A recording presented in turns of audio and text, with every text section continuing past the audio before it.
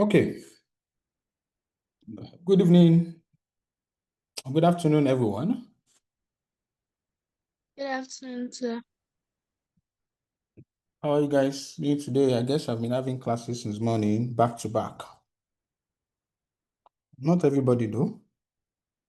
Okay, so let's start our class for today. So this is a combined class with VI Center because we could not access the class today. So for that reason, I looked at a balanced topic,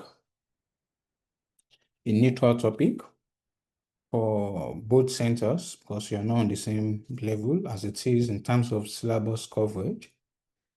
And what comes to mind is a very important part of our syllabus, which is disclosure of non-financial information in the annual report. So today, we're going to take a little deviation from the standards we've been looking at, group accounts, and all of that. You see, all of those we have been teaching you is really focused more on the financial statements, And you need to understand at this level that when we talk about annual reports, it's actually beyond financial statements because there are other items in the annual report that are not financial statements. So those other information, which are majorly non-financial, you see, that's not saying that the financial statement is totally financial. The financial statement also includes notes to the account. And a lot of, in fact, the major part of notes to the account is non-financial. So financial statement also has non-financial. But we are putting aside financial statement today. We want to consider the annual report holistically. And we want to look at the non-financial information parts or other information in the annual report. And today we're going to be looking at 5 of it, which you would popularly find in annual reports of most listed entities. One is integrated reporting. 2 is sustainability reporting. There is corporate governance reports. There is risk management reports. And there is corporate social responsibility reports. At least you would have 20 marks question in your exam on any of these, particularly in the area of sustainability reporting, since it's a new area. But be sure that, because this is like 20% of your syllabus, it's a serious part of your syllabus that you should take seriously and read and even read more beyond what we're going to discuss today. So let me start with integrated reporting.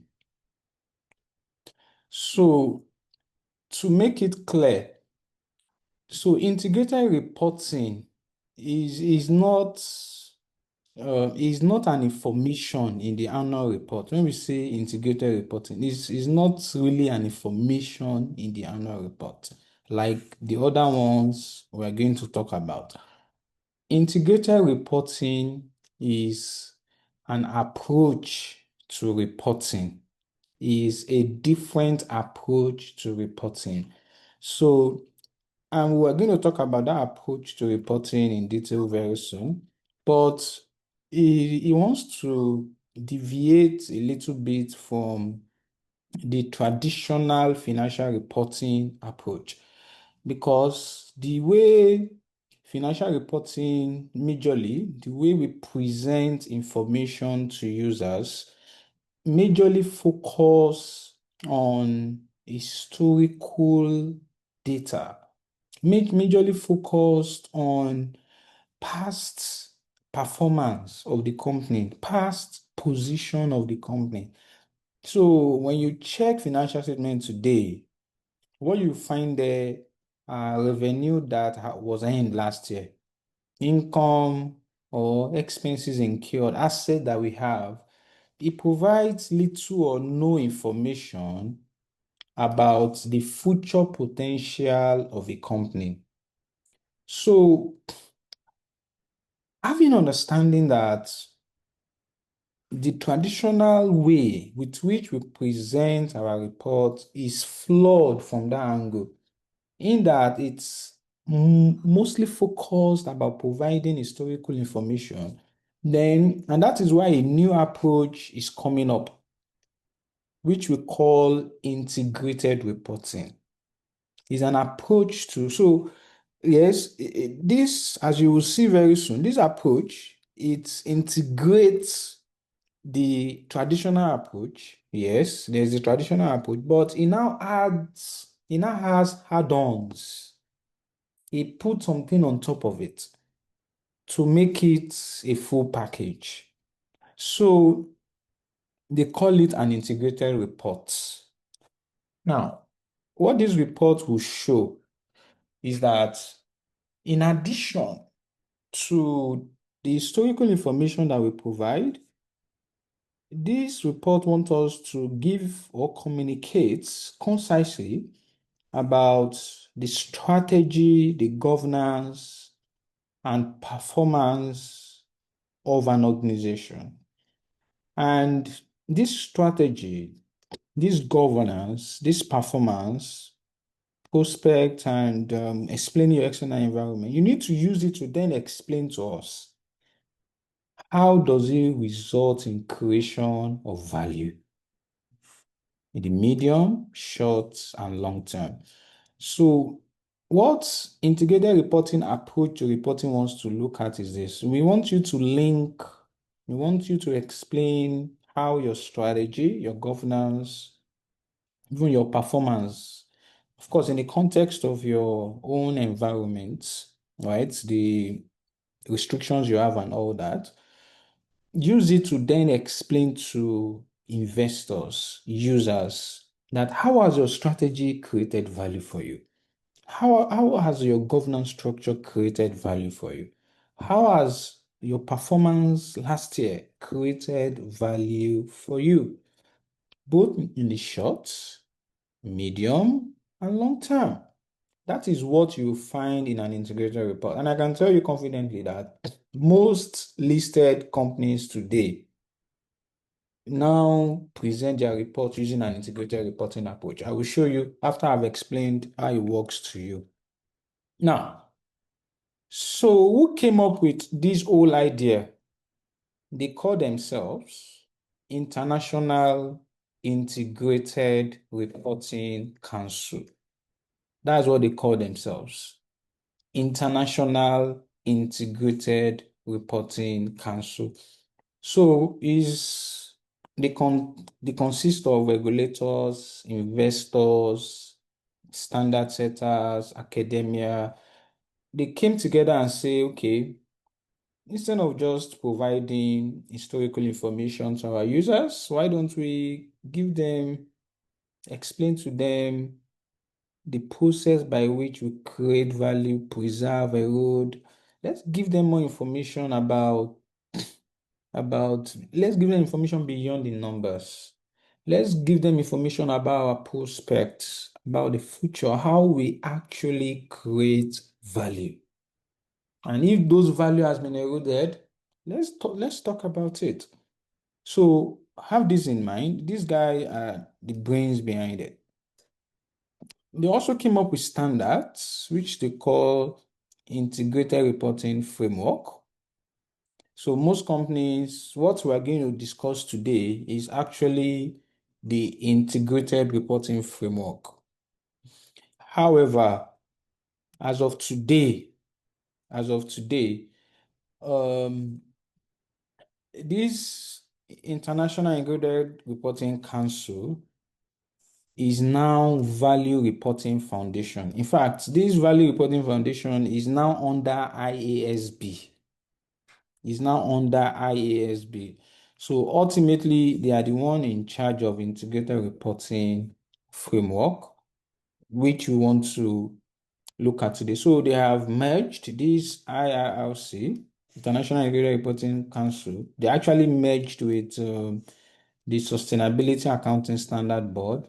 They formed Value Reporting Foundation. This Value Reporting Foundation, as of August 2022, have been consolidated into IFRS Foundation. They are under IFRS Foundation. So there is the IASB in charge of IFRS. Now there is now Value Reporting Foundation in charge of integrated reporting framework. That's their focus.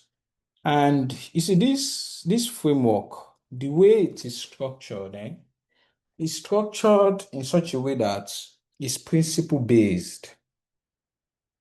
It's principle based, and they allow entity to present your own strategy, how your strategy has resulted in value creation. The major point of integrated reporting is how has your strategy governance resulted in value? We want you to link that process. We want you to explain that process to users. How has it created value for you?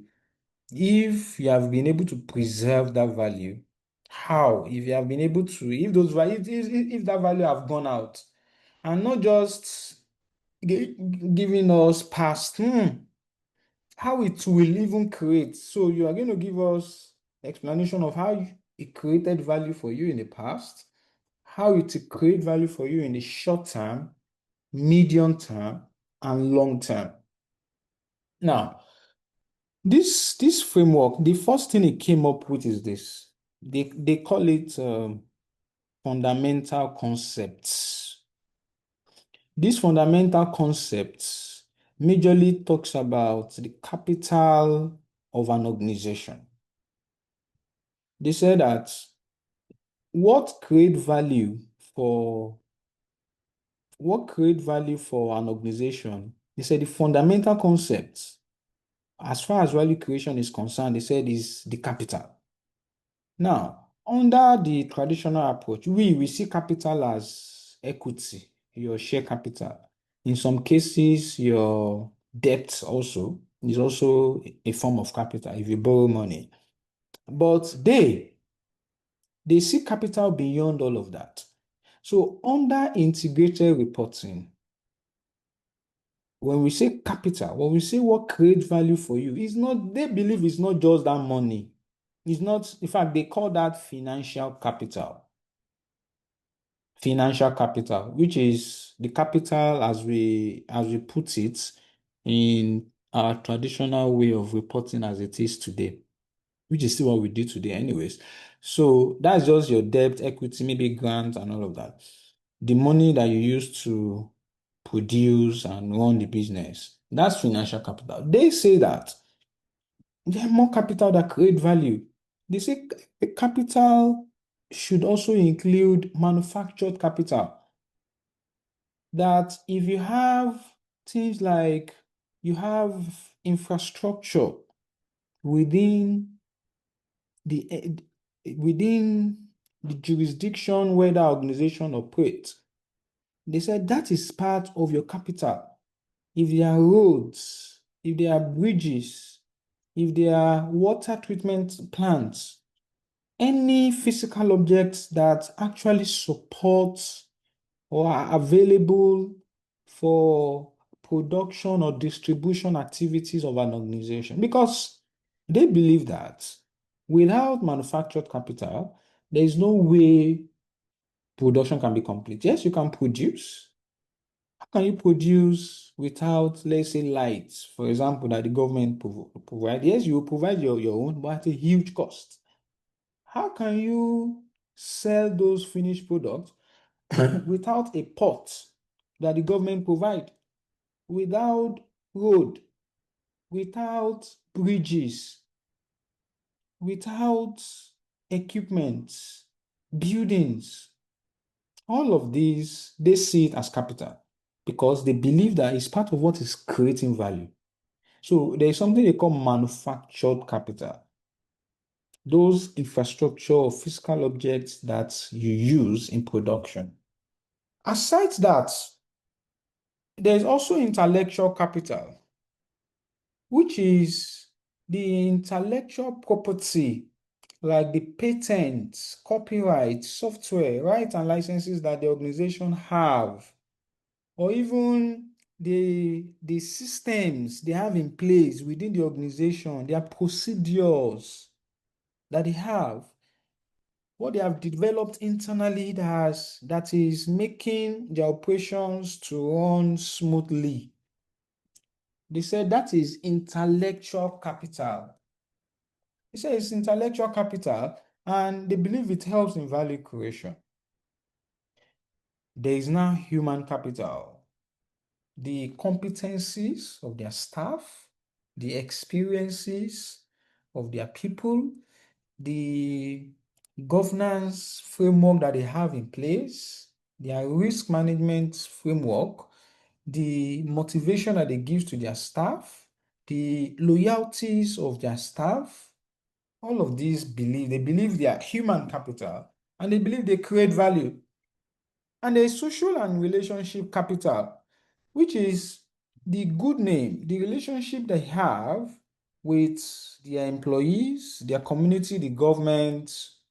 I mean, a company that has huge following on LinkedIn, this integrated report believes it is a capital. And you need to explain all of this because it's part of what has created value for an organization. And finally, is natural capital, which is the air, the water, the land, the mineral resources, forestry, the ecosystem generally, that helps in value creation. Of course, they definitely help in value creation. So you will see that this guy are trying to go deep into value creation, not just looking at the surface of it, the money you put in, which is just financial. They say you should go into other items. They call it fundamental concept, which is the capital, which can be manufactured, natural, human, and all of that. So don't be surprised in the exam if they ask you that what's the fundamental concept of capital under integrated reporting framework. So you must be able to explain to the examiner and give them examples of all these categories of capital that helps in value creation. Now, still under the integrated reporting framework, because this is a framework that is principle based.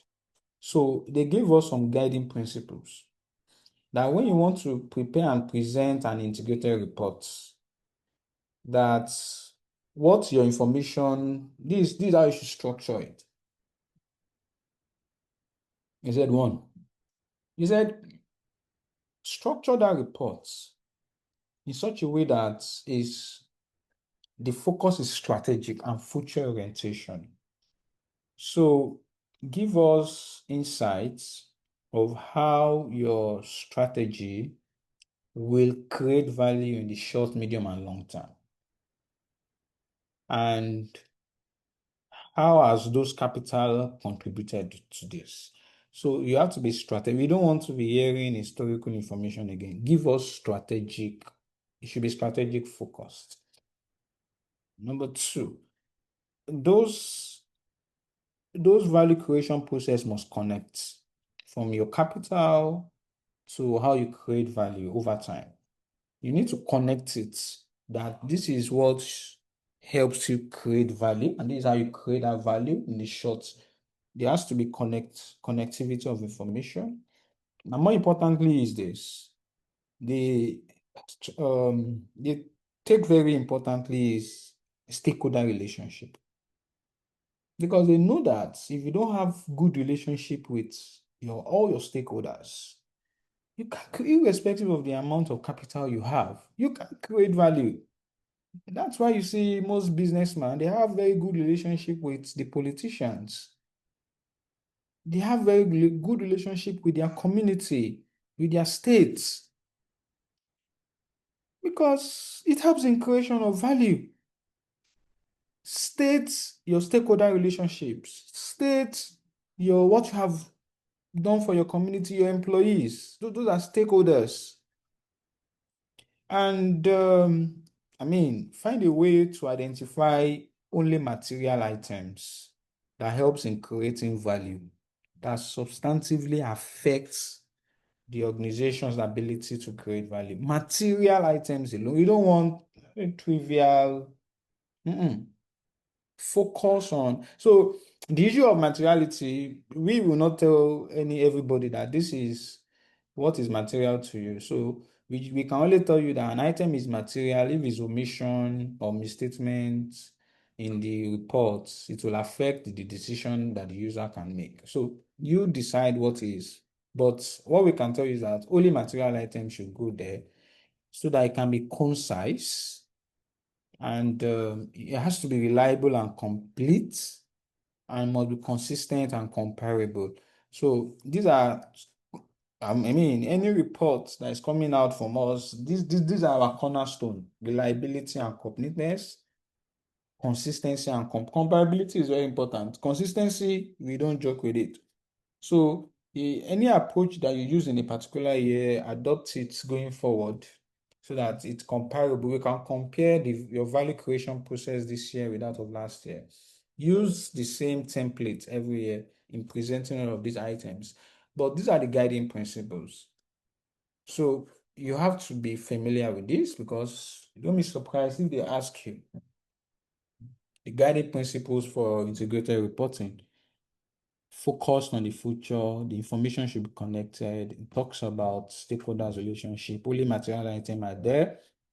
It's concise, straight to the point, it's reliable and complete, and it must be consistent and comparable. So what do you find in an integrated report? Number one is you will see the organization talking about their organization and external environment, because that's where it starts. That's where value creation starts.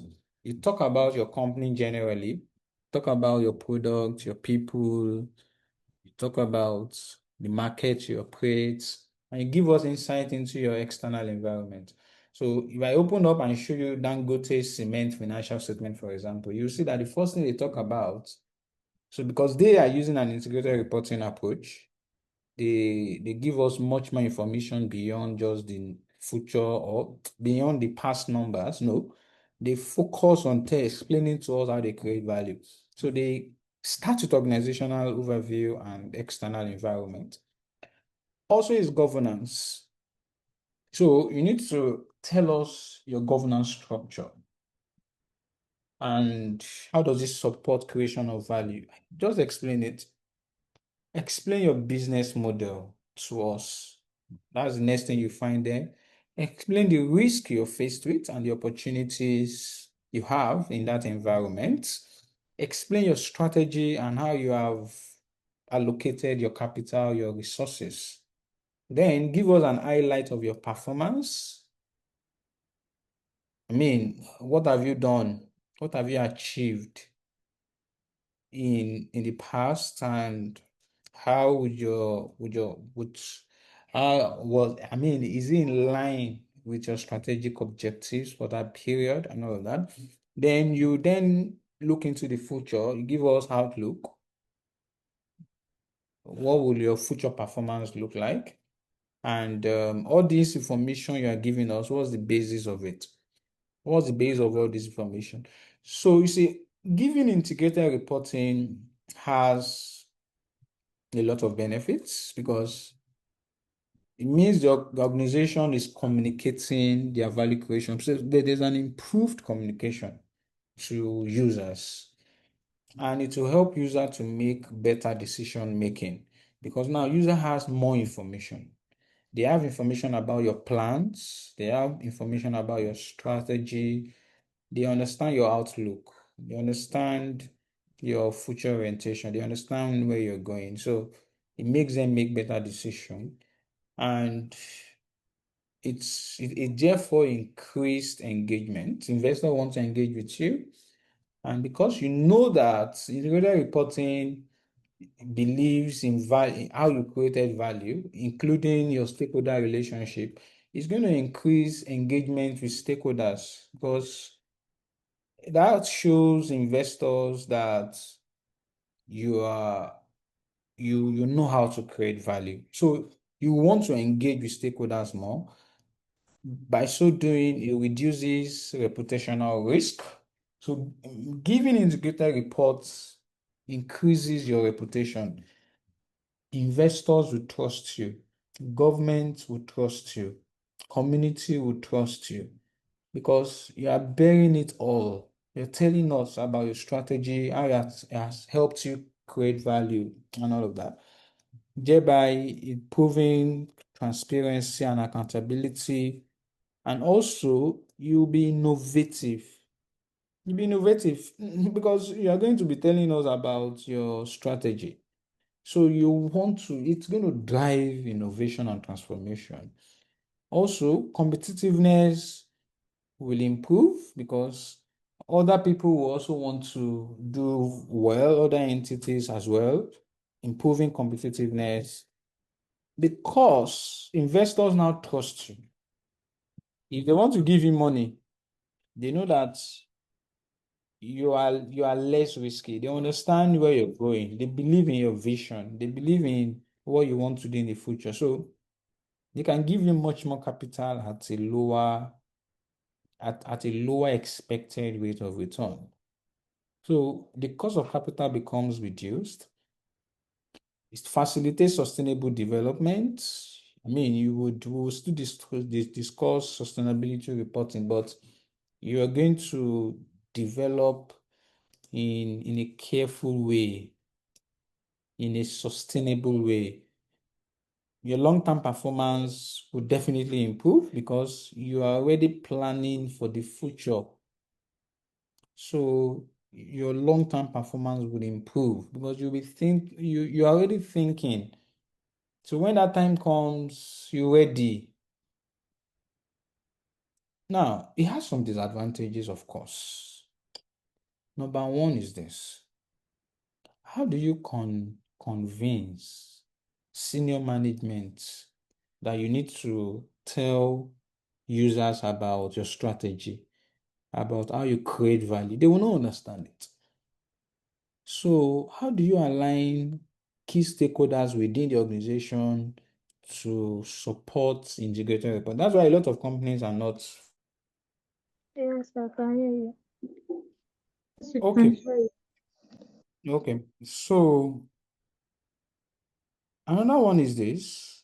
There could be legal liability because you are providing information about the future. You are raising people's hopes. You're telling them you want to do this and that. If you don't do it, some people can sue you. Some people can hold you against or for your words. So, how do you address that concern? Is a possible disadvantage. And also, there are some regulatory requirements in some country that their approach to reporting is rule-based. So, how do you overcome such? How do you want to introduce integrated reporting when they have already prescribed how you should report, how your financial report should look like? That's another downside of individual reporting. And a lot of people still don't understand it, so they don't want to um, go through that route. And they believe that it exposes our strategy for value creation to the public. So those are advantages and disadvantages of individual reporting. And that's that for that first part of the topic for today. Um, Let me show you this guy's report.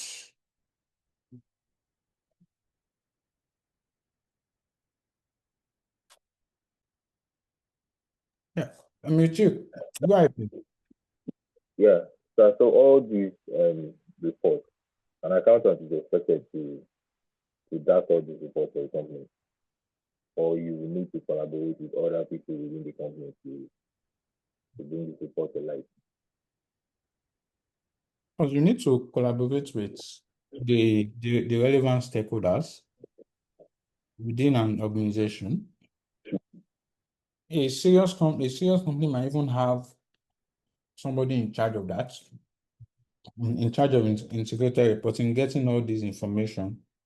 But is the account department. Since it's going to show in the report, is your responsibility.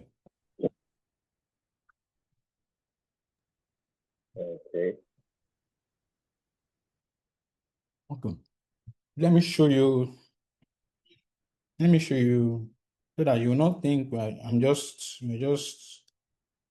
speaking English here. That is not something that is done today.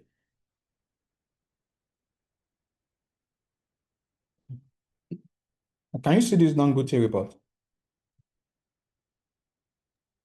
Yes. Okay.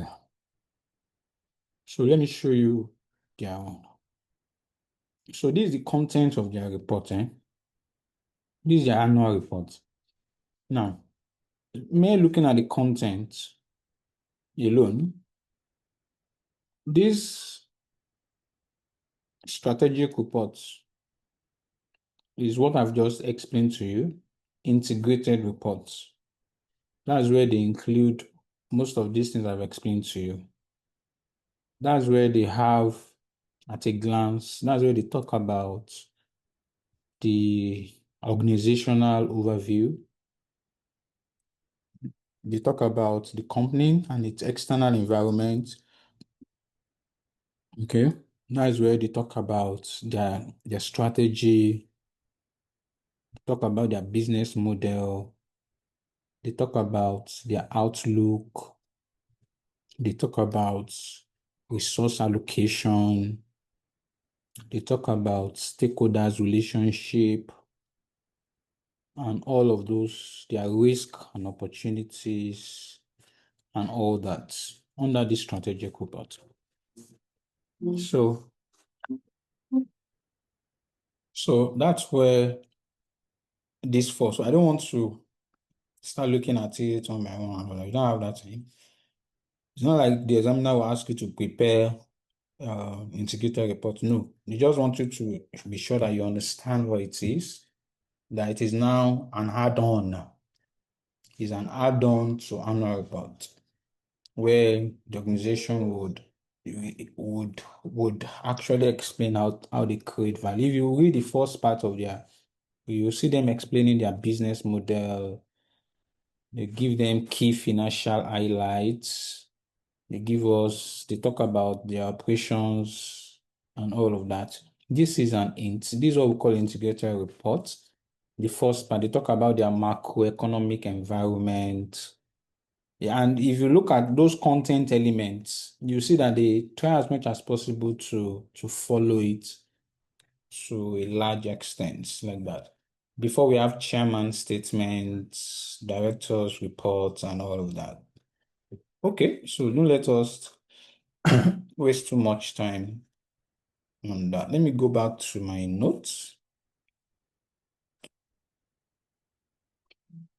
Okay, so you see from that Dangote's information, you see they're talking about the organization and external environments, the people, the business model, risk, how they allocate resources, their strategy, their performance. They give us an highlight of their performance, their outlook, and all of that is there. You have time, just glance through it. It's not necessary that you glance through it. Another one that is important is the fact that you need to be able to articulate the benefits. They can ask you that, okay, why is integrated reports, what's the usefulness of it? They can ask you for 7 marks, for 6 marks, for 8 marks. You need to be able to let them know that it's good for decision making. It increases engagements and all of this and more that you can come up with.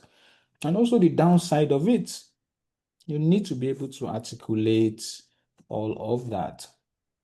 Okay, now let's move to another part of the report, which is sustainability reporting. Do we have any questions before I move to sustainability reporting?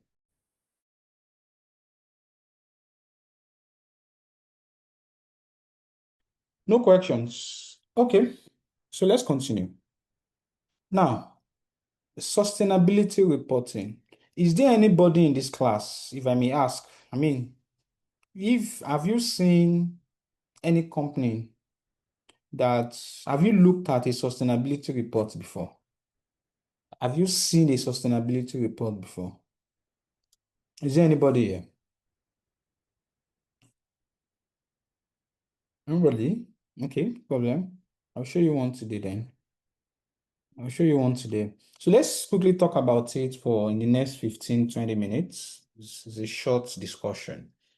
So before we look at sustainability reporting, let's create a context around it, which is sustainability itself. Why is it necessary?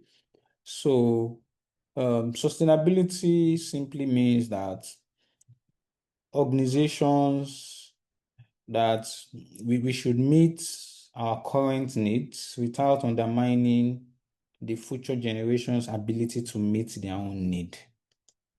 So it's talking about whatever you do, if you're using natural resources, make sure you conserve those natural resources. If you're using trees, if you're cutting down trees, make sure you grow a new one. The whole idea is to ensure that you maintain the environment. The whole idea is to ensure that don't allow future generations to suffer from your current actions. That's sustainability.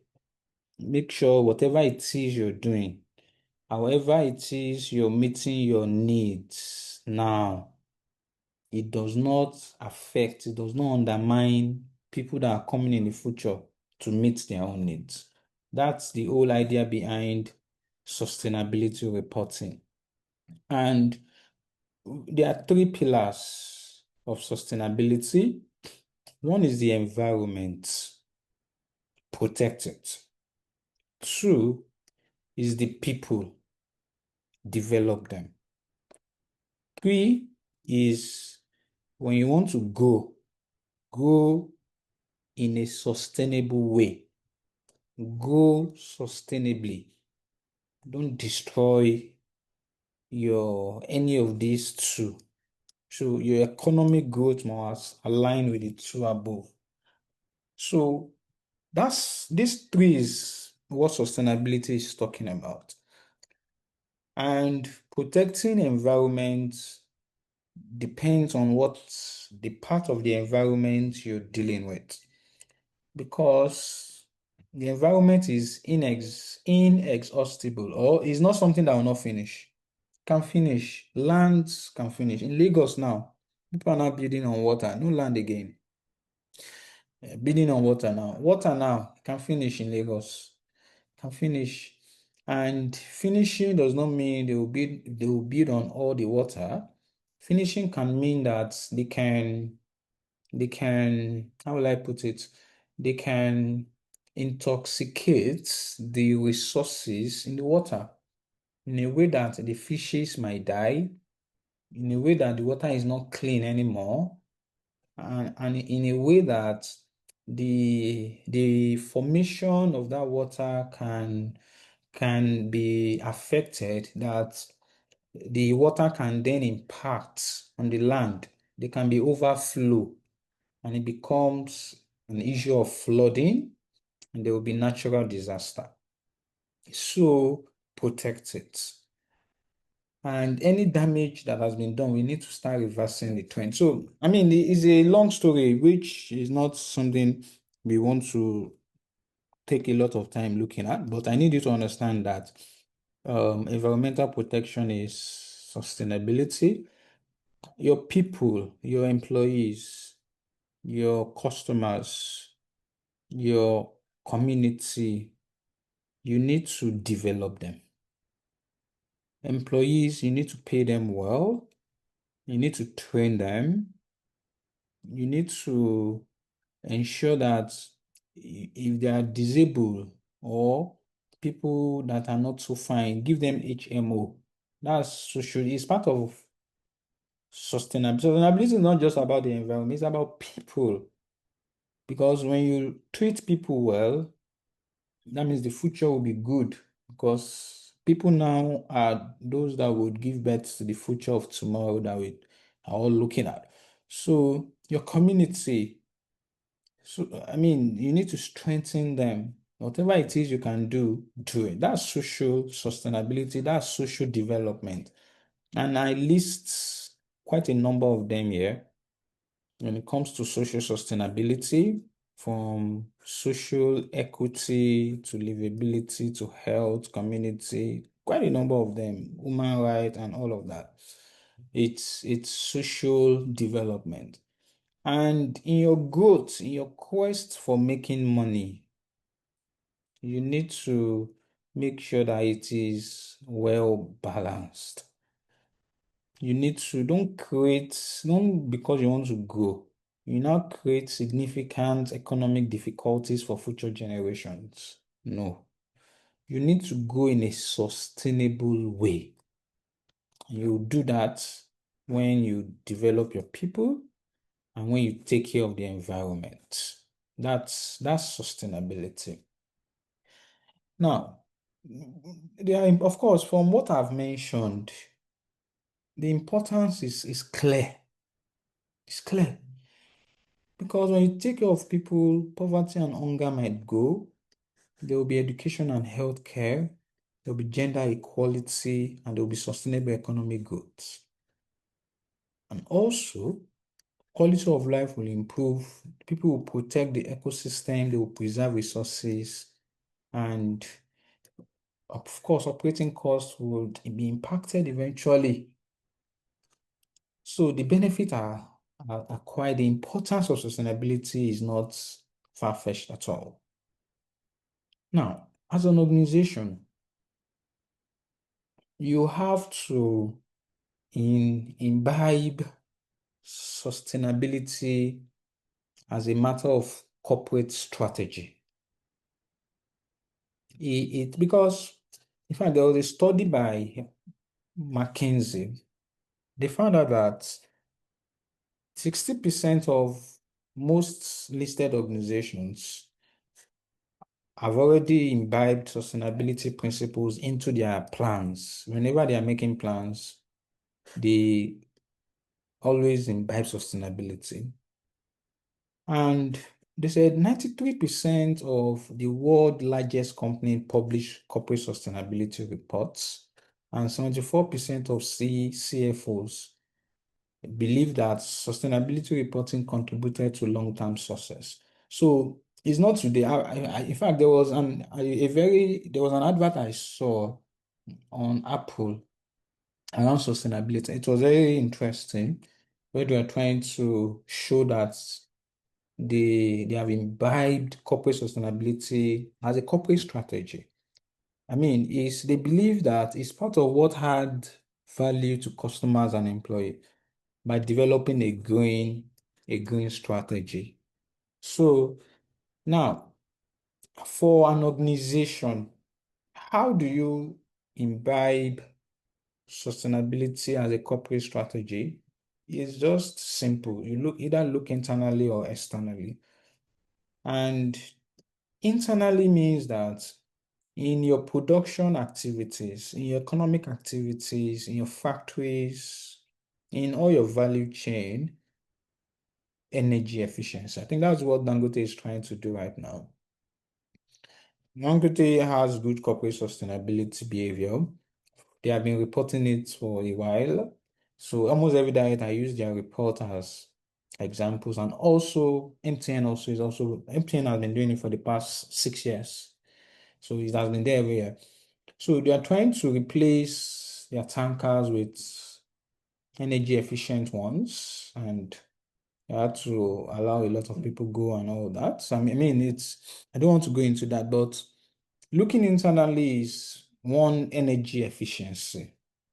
Look at your emission activities in your factories, in your value chain processes, reduce it. look at your product waste and toxicity. Look at all the end result of your products. I mean, organizations that sell bottled water, they have to, most of them are trying, right? When you check on every pack of every bottled water, they always write it there that you should recycle. They will tell you that you should dispose it properly. They don't want you to throw it on the road, because that's what causes flood whenever there is rainfall, especially in Lagos State and in some other parts of the country.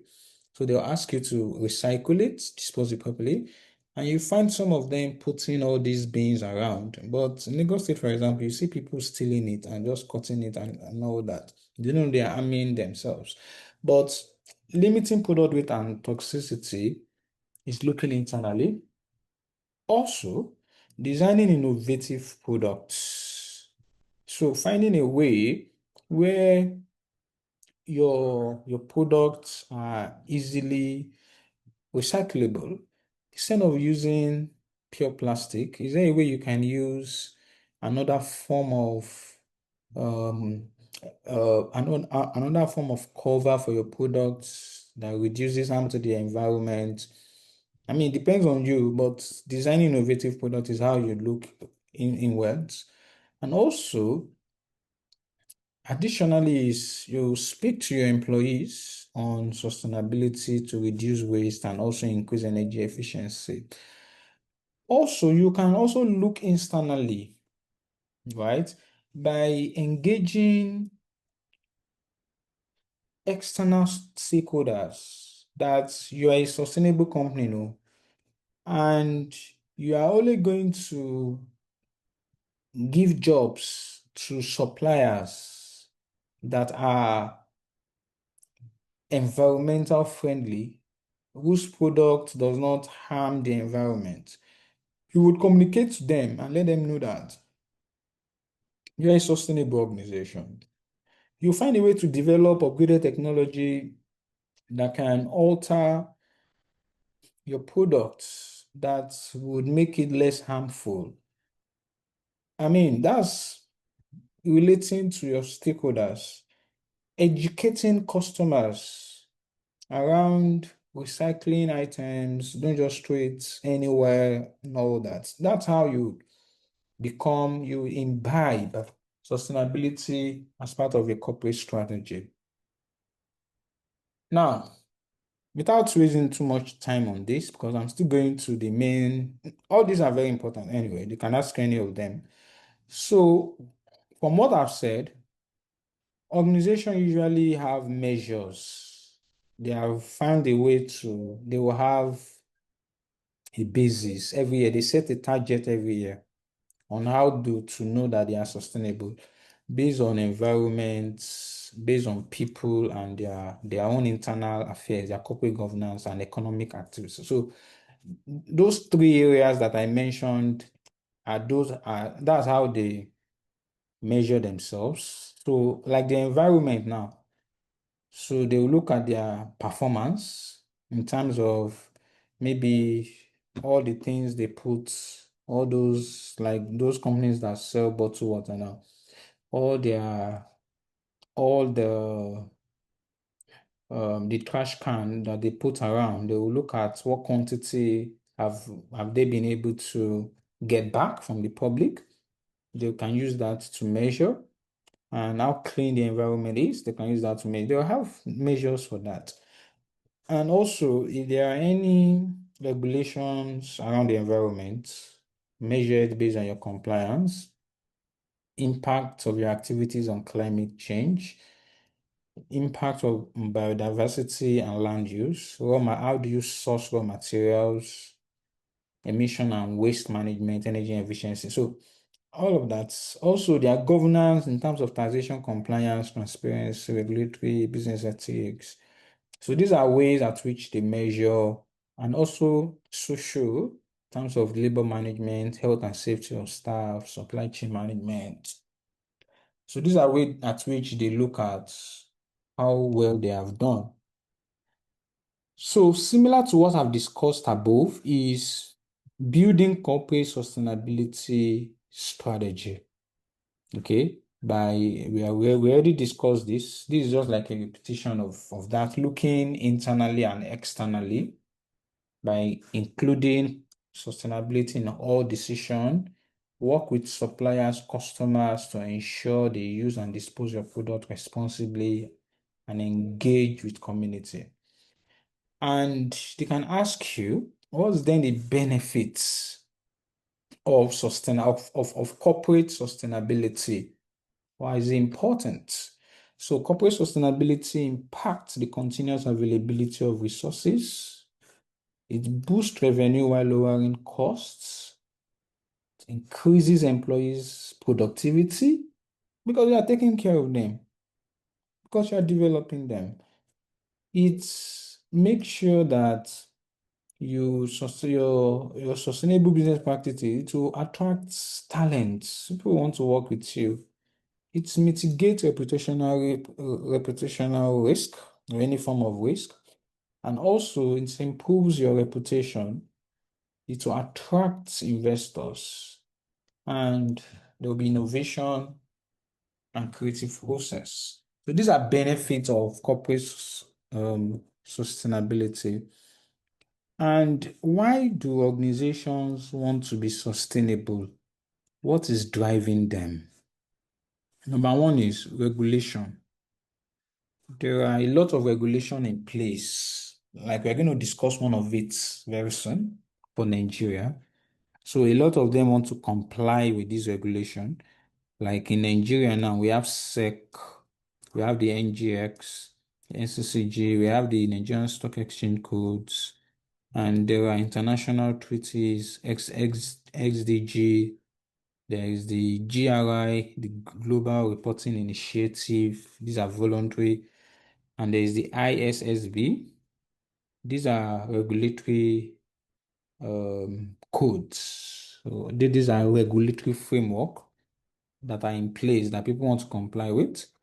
And a lot of the organizations want to contribute to sustainable development.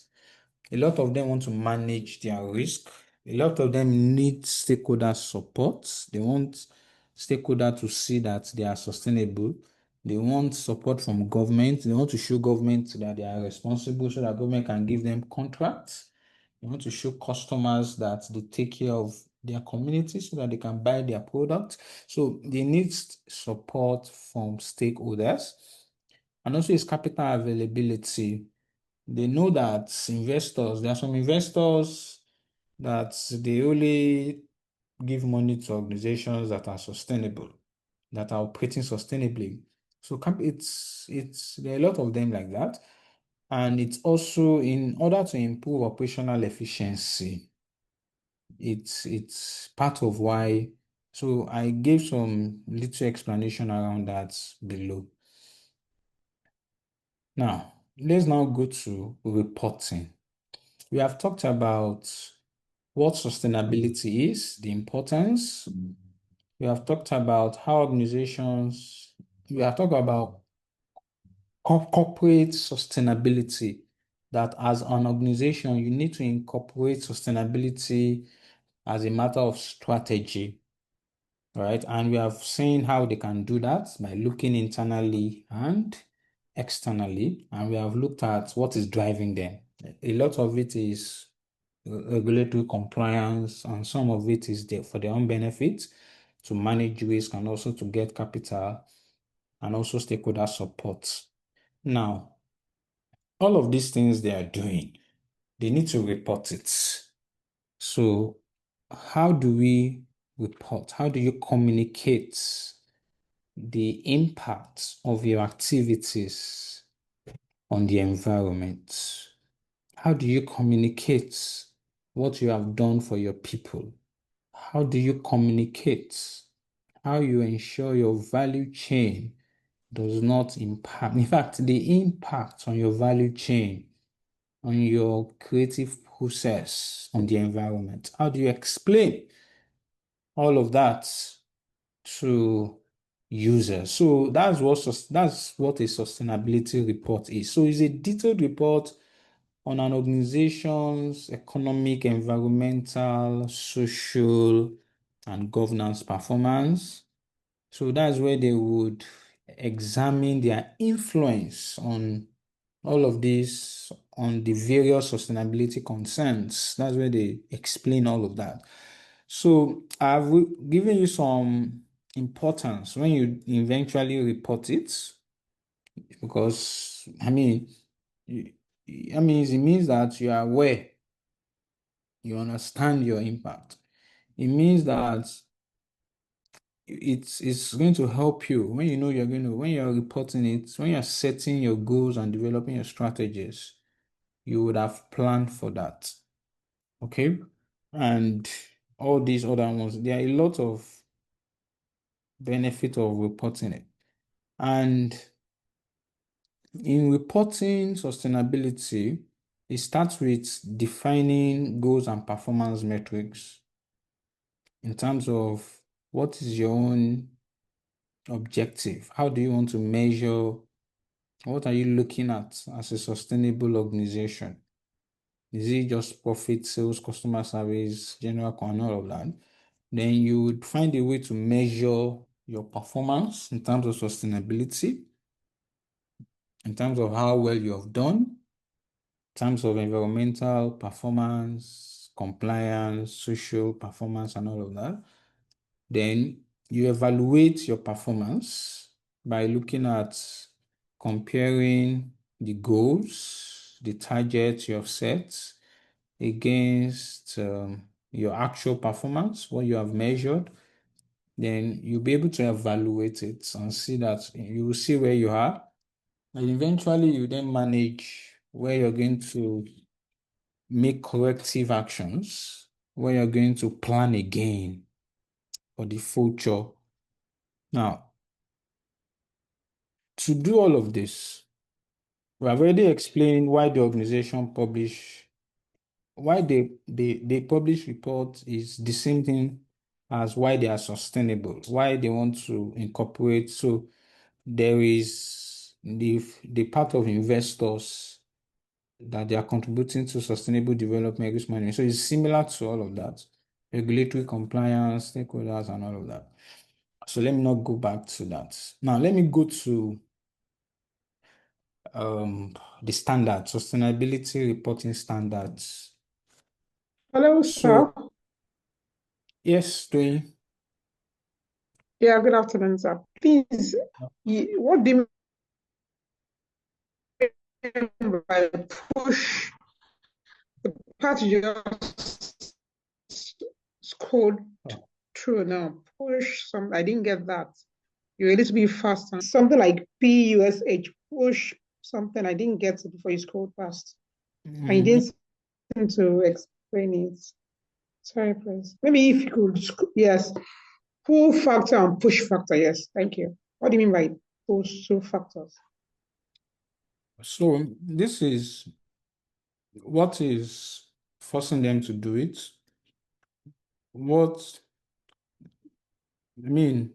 There are some things that are attracting them.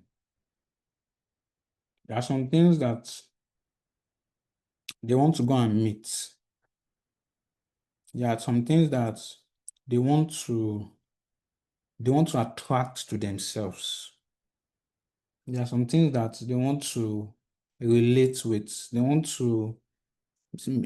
people to see that they are doing this. Like, for example, now, what is pulling them, a lot of them, what they want to attract investors. So part of the reason why some people put reports, that sustainability report, is because of capital availability, like we discussed earlier on. It's because they want to attract investors. It's a pull factor. Just, I don't want you to cram the pull and push whatever. You don't need to do that categorization in the exam. Because this is notes, so I just lay everything bare. Also, they want to pull to themselves and make people see that they are they are contributing to sustainability development. They want to showcase their content. They want to, when you put something to yourself, you want people to see you in that manner. Or risk management. So they know that when the people see them in that manner, they are managing environmental, social, reputational risk. So people will see them in a good way. But you see the push. There are some people that if they don't do it, they'll be in trouble. That one is push. It's like people are forcing them that you must do it. That's push. There's somebody pushing you. It's like you have a child that you then want the child to go to school. You're the one that will push the child. Like regulations, for example, now is pushing them. Like the stakeholders now is pushing them. Like all these standard setting that I wanted to go to is pushing them. Okay. So I just categorized it into these two. If you can, you might not find them asking you that the exam. That's why I just focused on the major items here, which I've in fact mentioned earlier on before. I hope that answers your question. Yes, it does. Thank you, sir. Okay. Before I go ahead to the last part, because this is the last part of the sustainability reporting. Any other questions, please? So I have a question. What's the difference between this sustainability and corporate social responsibility? So corporate What they are, social responsibility, we are going to get there. Yes, that's a very good question. Yeah. So that one is more of how you're giving back to the people, CSR. And corporate social responsibility is even voluntary. Unlike this one that is not compulsory. Not now anyway, but at least they are standard for it. CSR is just, what did you do? What did you do? How did you give back to the community? That's CSR. It's very closely related to the social part of sustainability reporting, but this one, the social part is beyond just what you're just giving back. It's more of developing the people, not just people, stakeholders. So, which is like CSR, it's a little similar, but CSR, the report is separately from this. They report it separately from this. So the actions you have carried out, maybe you gave community a school bus, you gave the military some buses, you find it under their CSR, which they can put as part of their social development under sustainability reporting as well. So CSR is I would say is just like a subset of social development. Because social development is much bigger than it. So you'll find out that most companies might not even put it, but they will just still put it, sha. Because some people will just want to still go to CSR. What exactly did you do? What exactly did you do? What did you? They will take pictures. If I show you the Dangote report is there, you take pictures with the people, they will take pictures and all of that, put it under CSR, um, CSR reports. So there's a little difference there. No, good question. Hello, sir. I want to ask a question too. Okay. Yes, sir. This sustainability reporting, what is there a penalty for a company that does not give this report, does not prepare this report? Is there like a penalty for them, or maybe is there anybody penalizing any that is penalizing companies that does not give this report? Is it a mandatory practice that must be done? Okay, that's what you're going to know in the next few minutes. Now, that's where I'm going to. But if I want to answer your question, no. For now, for now, Okay. yes, for now, no. From 2028, it's still far. It's too far. From 2028, it becomes mandatory. Hmm. So, but for now, no.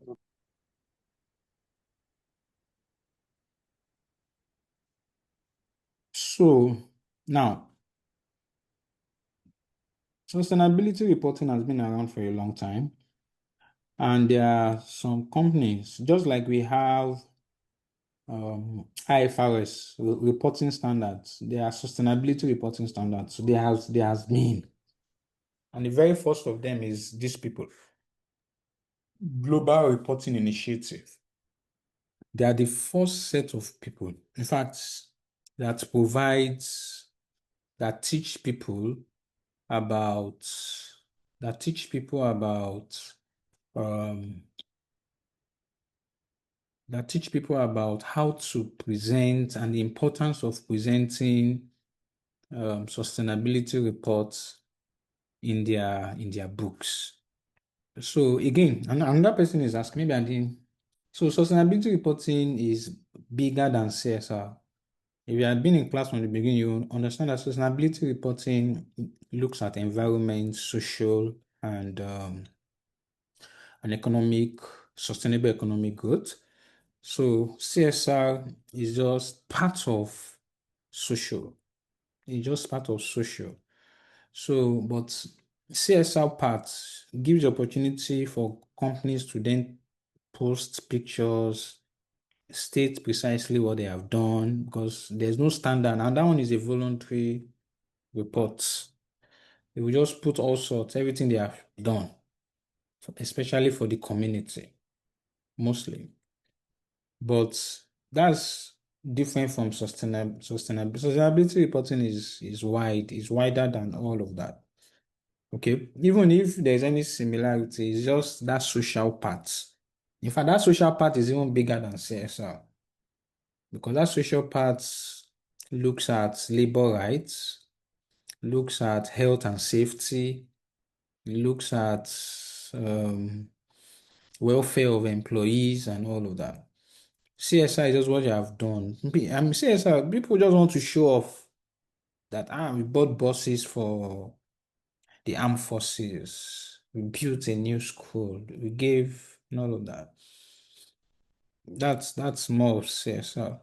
I believe with time, I don't think it will stop. They will still want to continue. So let's just proceed. Okay, so I was talking about GRI, Global Reporting Initiative. It has been around for a long time. It guides companies. There are GRI standards that has been used, and it has been there since 2016. And it was the first standard that came and explained to people how to present sustainability reports in the books, in the financial statements, in the annual report.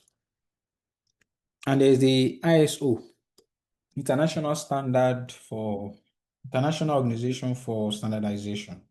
There's this ISO 14001 that also provides a framework that organization can use to explain their environmental performance and all their social development activities, and also economic growth activities in a sustainable way.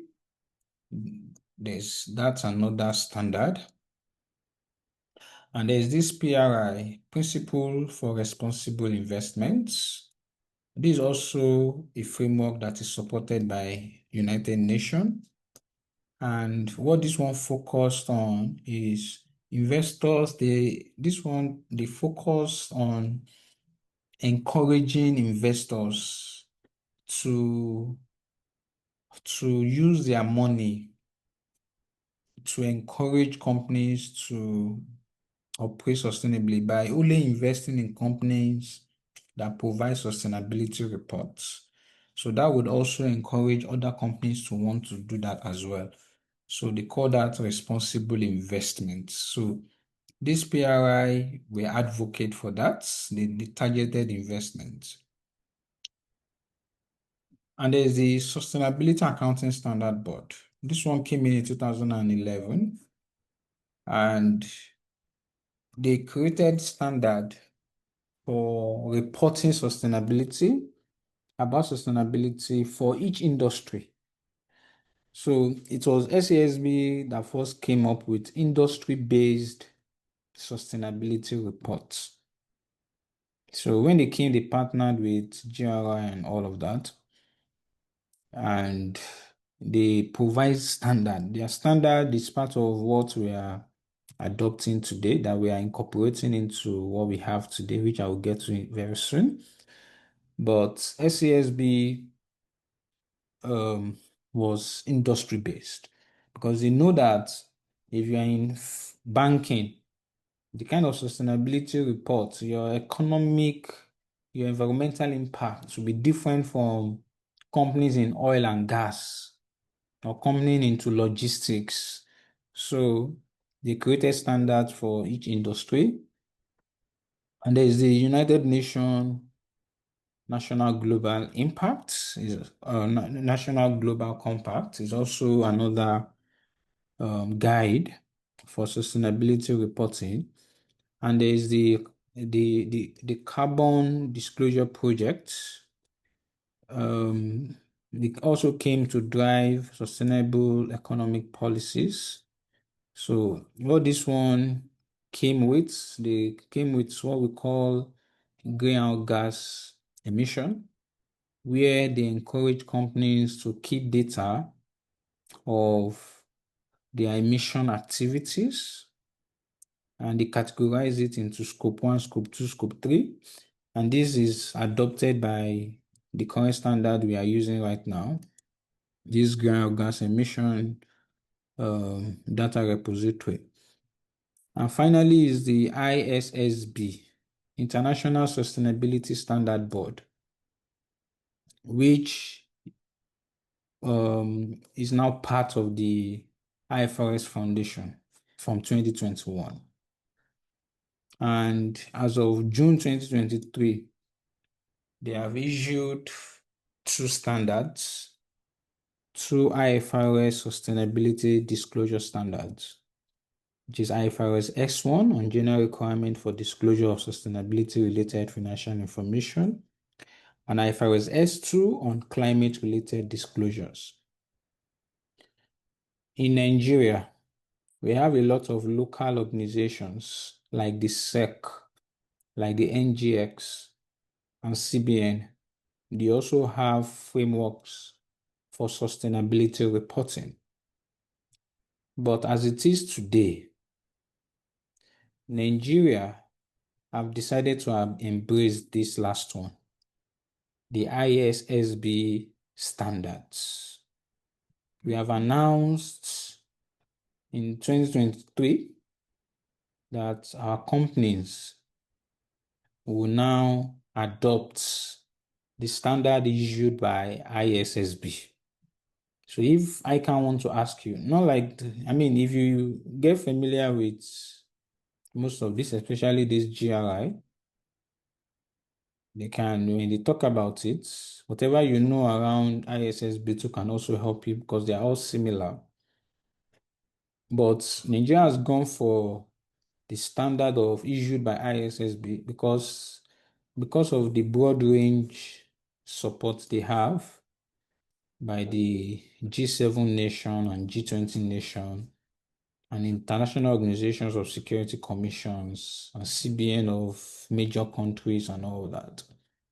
So we have decided to adopt these standards, IFRS S1, IFRS S2, which I will get into very soon. And note that this IFRS S1 also encourages companies, entities that is using their standard, that in case there are any related or any sustainability related topic that is not covered in S1, they said you can, since there are a lot of standards, there are a lot of frameworks, then they say that you can consult, that's what they call refer to and consider, either the SASB standard that is industry-based, or the Climate Disclosure Standard Board, or the European Sustainability Reporting Standards, or the GRI standard. So you can refer and consider those ones as well. Now, before I go into these standards, and before I go into snapshot of them, now we understand that in Nigeria we use ISSB. Before I go into those standards, Nigeria has now developed a roadmap. There was a working group that was developed in 2023, and they came up with the IFRS Sustainability Disclosure Standard Road Reporting Roadmap. I can tell you for free that if you find this in their exams, don't say I didn't tell you. If there's anything you must not know before entering that exam is this.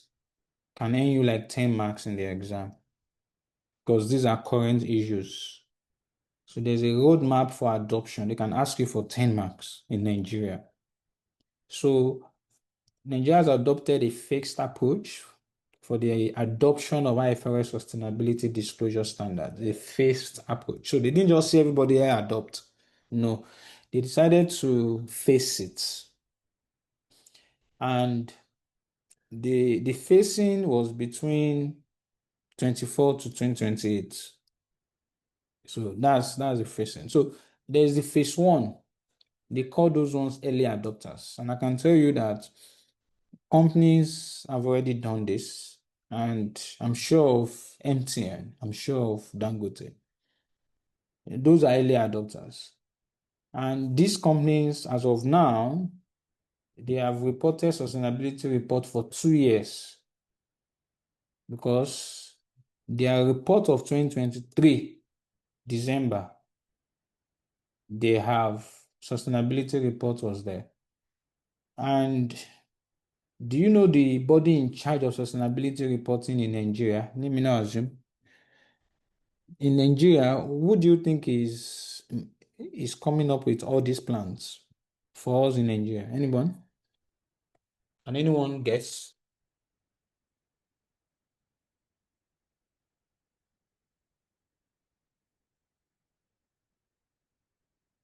Can anyone guess? It's the Reporting Council of Nigeria. Thank you very much, Ufama.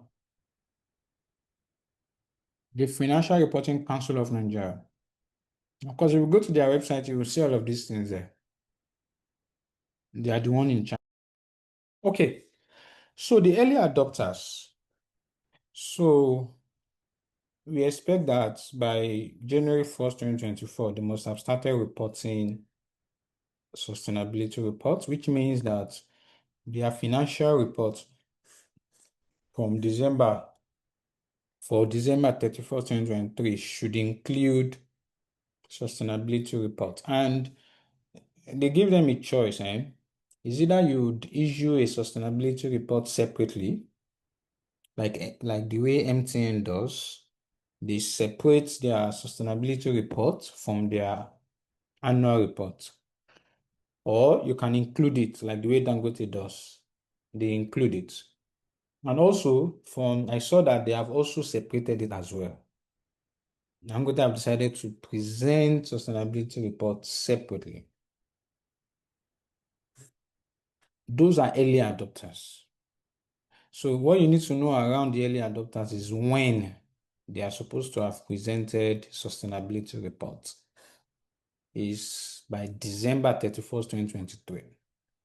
That means that there's something Financial Reporting Council called Readiness Test Assessment.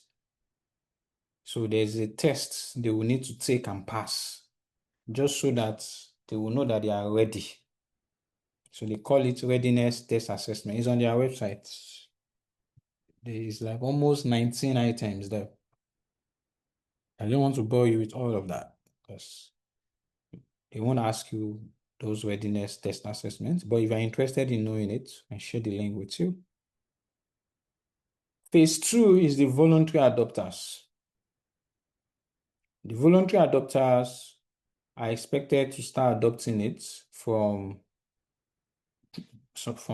period after January 2024 up until 31st December 2027.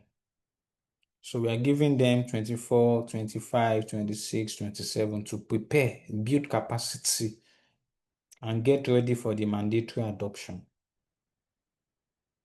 Because after this period, we move to phase 3, which at that point it becomes mandatory.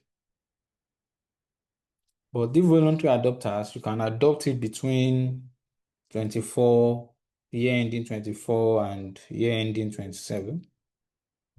In phase 3, meaning from the beginning or after 4th January 2028, it will become mandatory for all entities except government organizations to adopt IFRS Sustainability Disclosure Standard.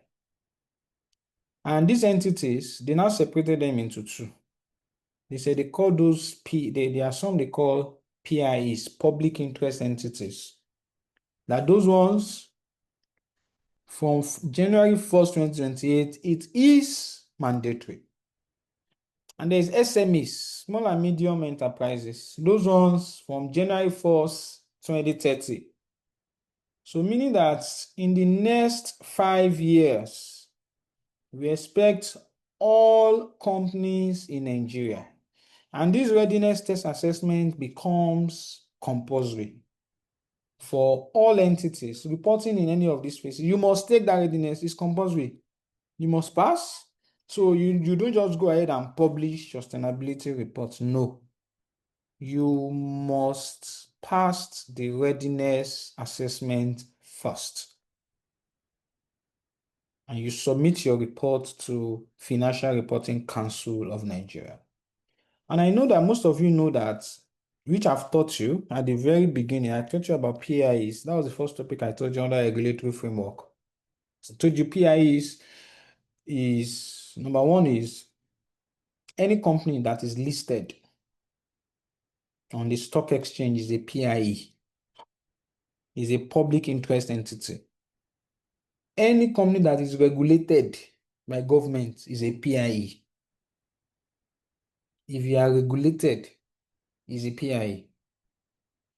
Any company whose turnover is 30 billion per annum is a PIE. Any government licensee is a PIE. Any concession entity is a PIE. There are a lot of, those are the key ones that I believe you can easily relate to. Those are PIEs. Those are expected to have adopted from January 1st, 2028, if they want to wait for mandatory adoption, if they don't want to fall into phase 2. SMEs, based on CAMA, any company whose total asset is 200 million and his revenue is 500 million and above, or 500 million, revenue is less than 500 million, sorry. If your revenue is less than 500 million, you are an SME. When it is above 500 million, you are not SME anymore. So those can still wait till January 1st, 30 period after that, like that. Please go ahead with your question. I can see your hand.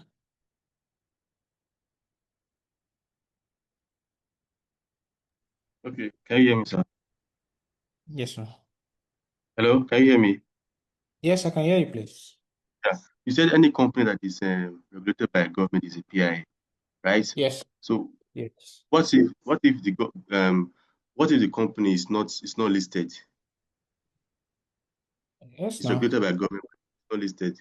Does it still fall under the category of Yes, PI? it's PI. Yes, it is. It's PI.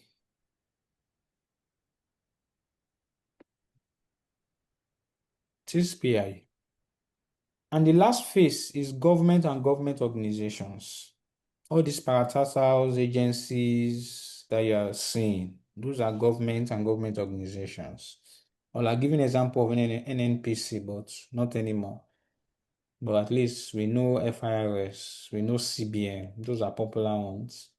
You know the NURDP, these those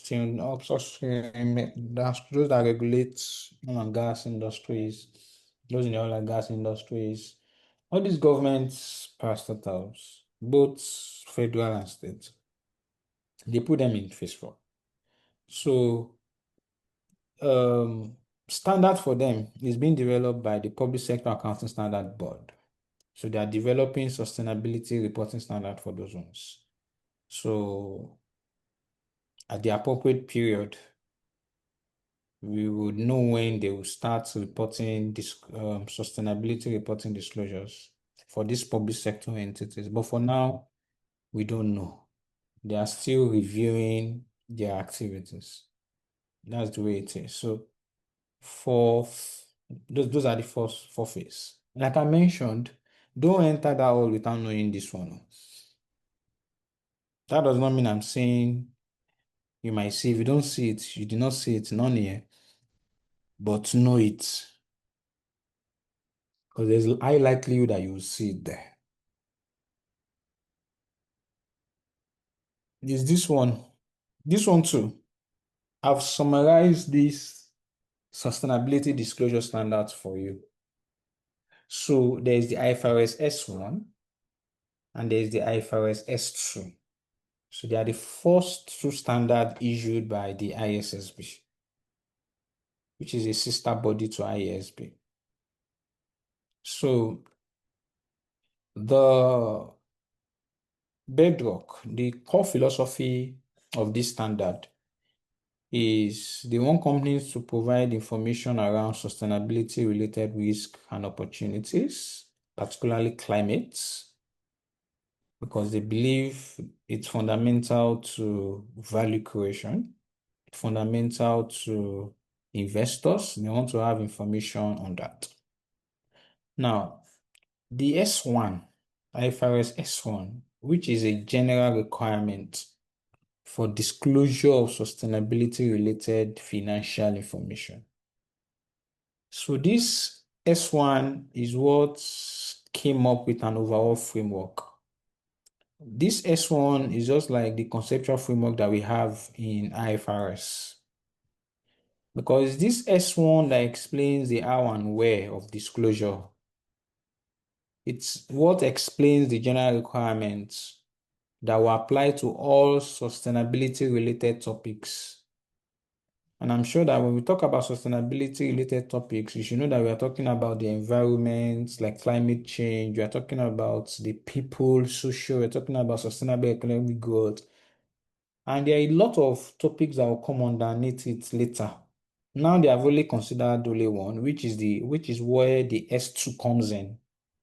But the focus of the S1 is to provide a framework for sustainability reporting. It provides a framework for it. So the objective of this S1 is that all companies must disclose information about sustainability risk and opportunities because it's useful to users. So last diet, I can ask you this, the core content of a sustainability report. So the core content requirement, as far as S1 is concerned, there are 4 pillars, 4 of them. It wasn't even this one they asked last diet. They didn't ask it. They might ask it this diet. It wasn't this one they asked last diet. Is another one that will get soon. So when it comes to the content, this is a major framework for sustainability reporting. So any related topics around sustainability must talk about the governance, the processes, the controls, the procedures that the entity has put in place to manage any sustainability related risk and opportunities. What are the processes you have put in place? So any sustainability issues you want to talk about, you have to start with your governance. What have you put in place? What are your controls? What are your processes? What are your procedures for these risks and opportunities? Also, is your strategy. Aside from your governance, you need to explain to us your strategy. How do you intend to address sustainability-related risk and opportunity that can affect your model, your cash flow? You need to tell us what's your strategy. So S1 is telling us that this is a framework. This is what we want to see. This is what we want to find in your report. This is what you should disclose, your strategy. Also is your risk management. How do you identify these risks? How do you assess and prioritize them? How do you monitor these sustainability-related risk and opportunities? How do you identify, assess, and monitor? And also is metrics and targets. So you need to have measures. You need to have ways at which you'd measure and monitor your performance. So this is like a 4-pillar structure that IFRS S1 is bringing to place. And I can say for free that you might find this in your exam, because every other standard that will come later on, all of them will be based on these 4 pillars. All of them. Because every other sustainability, IFRS sustainability disclosure standard that is coming, and we'll just be dealing with specific sustainability related topics. So IFRS 1 is setting the framework right now using these 4 pillars. Additionally, this is one they asked last night. The key conceptual requirements. The key conceptual requirements. So when you are telling us about your strategy, your governance, your risk management, your metrics, all of that, make sure you only tell us material information. That's the cornerstone of IFRS S1. Only items that are material. So again, we cannot tell you that this is what is. We can only tell you that an item is material if you omit it or misstate, it's going to affect decision of users. That's the best we can do for you. So you identify which one is material. Secondly is that when you're talking about sustainability, when you're disclosing sustainability, it should be about the reporting entity on which you have presented financial statement. If you have group of entities, that means your sustainability should address parent and subsidiaries. So reporting entity should align with the entities for which you have presented your financial statement on. Another conceptual requirement is connected information. So they have to be connected. You need to make users see how the risk and opportunities are connected.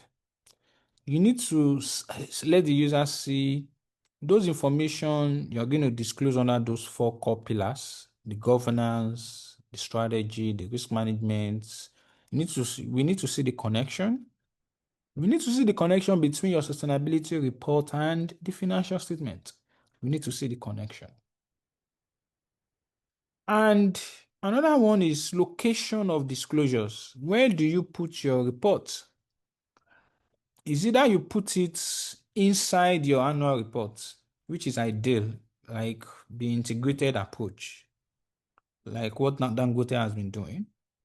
Now, I saw that they have separated it, but since they have now given them a choice of a separate sustainability report, and they had to separate it, all of them, they are just finding a way to save cost.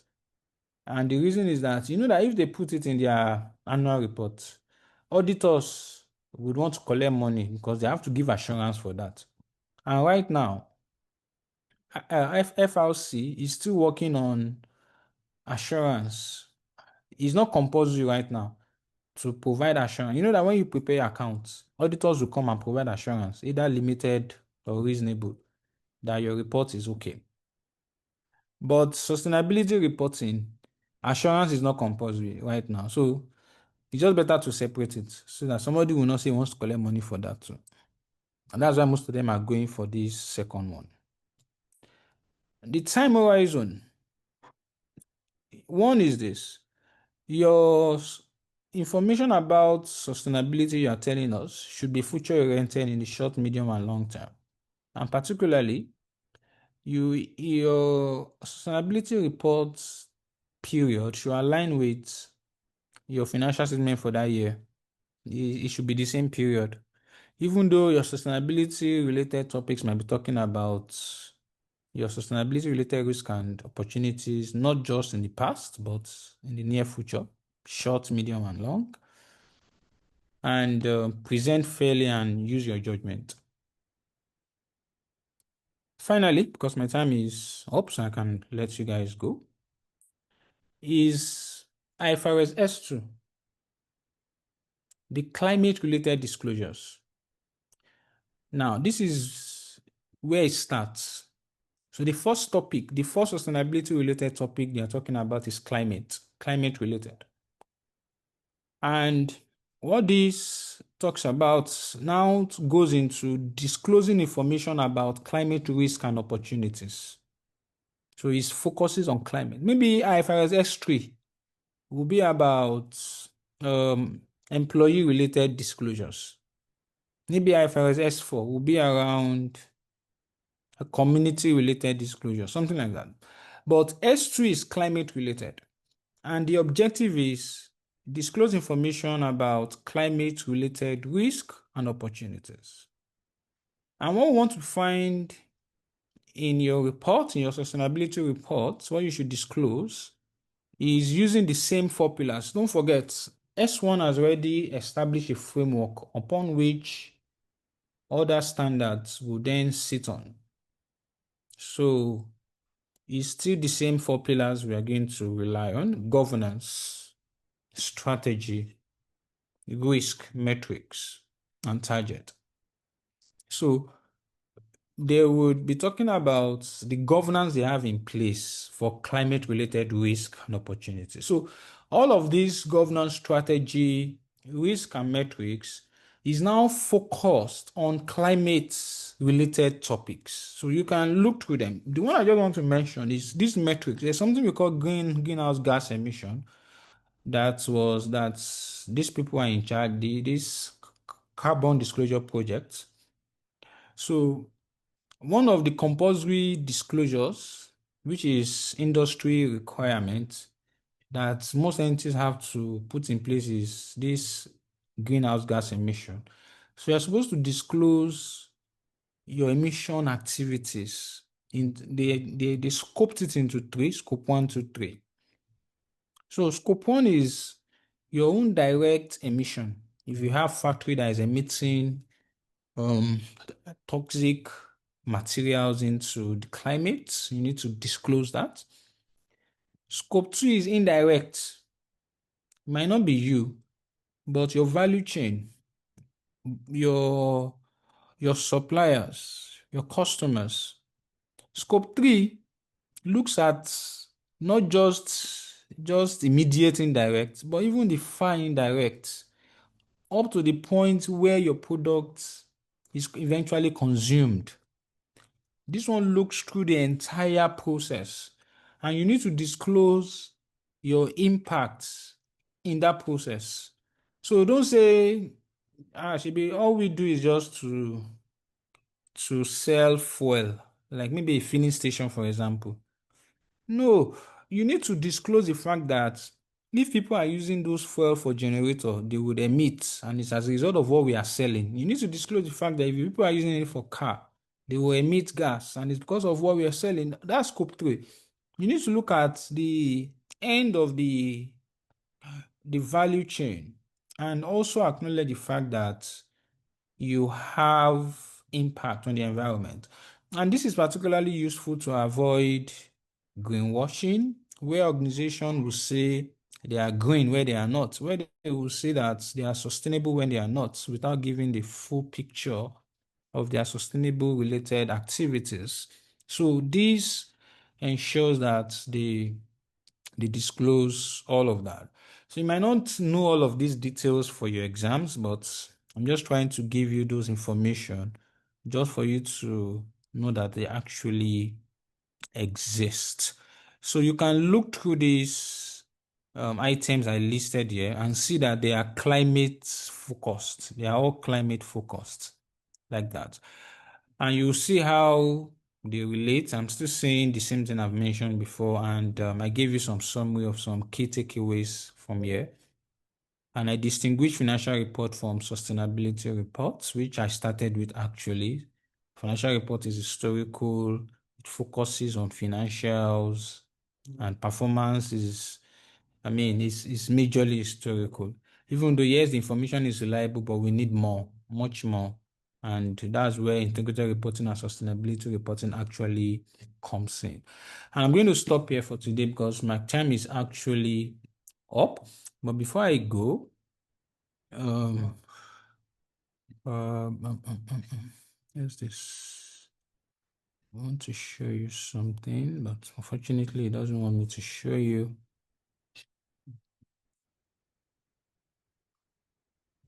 Okay. I wanted to show you MTN sustainability report. Maybe you can actually check it later yourself. I opened it. Come in. Where is it? MTN here.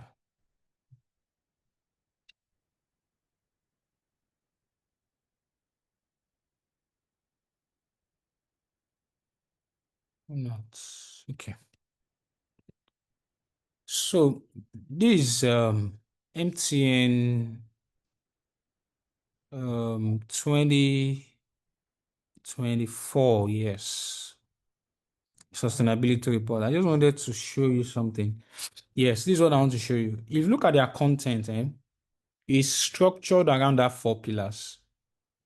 Okay, they talk about their strategy, their governance, their risk management, and their metrics, and also their targets, which is the 4 pillars are set up by IFRS S1. So any sustainability related topics they want to talk about is going to be within the context of that 4 pillars. And also, they acknowledged all those they only presented material items, and also any item that is not material is not there. And if you take time to look at this, which I don't really want you to start looking at because you have a lot of things to read, they acknowledge the fact that they are early adopters. Because I told you that we have 4 phases. The phase 1 are the early adopters. And they also mentioned that, yes, they reported last year as well from December 2023, and they are ready to continue to do that. So they are part of the early adopters of sustainability reporting in the country. So it was an interesting read for me because I actually sat down to go through all of this.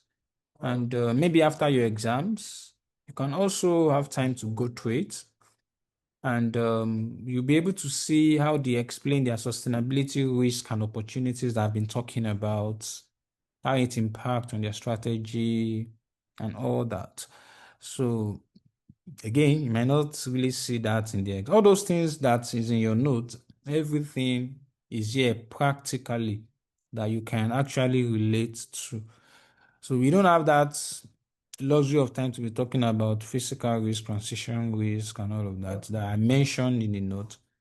But if you can go through this, it's going to expose you to a large extent. So take your time. This part of your syllabus is 20%, like I mentioned. So there are still 2 that I might talk about, might not talk about, which is risk management and corporate governance and CSR reports. I believe you can go through those ones. I don't see them asking those ones. I believe they will focus more on sustainability reporting vis-a-vis financial reports, and go back to regulatory framework so that you can learn about principle-based reporting, the benefits and the downsides of them, and so that you'll be able to answer questions like the disadvantages of reporting under the traditional approach. It's like asking you for disadvantages of principle-based reporting. So that note's very valuable for you. I've summarized everything for you there, what you need, everything they can ask you. If you have any challenges, any questions, then you can let me know. So we are done for that part today. I would see you guys in your respective classes from tomorrow, especially those of you doing case study online. The virtual people, we could not do it today. It's very unfortunate. And you guys cannot join us tomorrow because you'll be in your classes. But we will be starting case study from 8 to 10 tomorrow. And we'll move on from there. Okay, so thank you very much. Do have a wonderful remaining part of your day. I'll see you in the next class. Oh, sorry, Thank please, you I so have much. a question. The case study, is it on physical for tomorrow or online? It's online. Are you a physical student or online student? Physical. Okay, so yours will be physical. We're supposed to have case study in class today. Yes, I know. But that means we have missed that case study. But you guys cannot. You're having classes 8 to 10 tomorrow, Abby. I thought that tomorrow they said it will not be. The lecture Tomorrow. because of That's something good. holding our You guys are lucky. That's good. So Based I on would. the assumption. Yeah. That's I've forgotten. I thought you were going to be in class tomorrow. No, that's Fantastic. what I'm asking. Fantastic. So we're going to meet tomorrow. So you can join the virtual class students. Okay. You can join the virtual class students. So we'll meet. I'll meet you guys tomorrow from 8 to 10. All right. Please don't forget to send the link. Thank you. I'll do that. Thank you very much. All Bye, right. everyone. See you. Please, sir, what about this material? We don't have it though, because some pages you are showing, I can't find it in the one we have. Yes, I know. I'll share it with you now. Okay, thank you. You're welcome.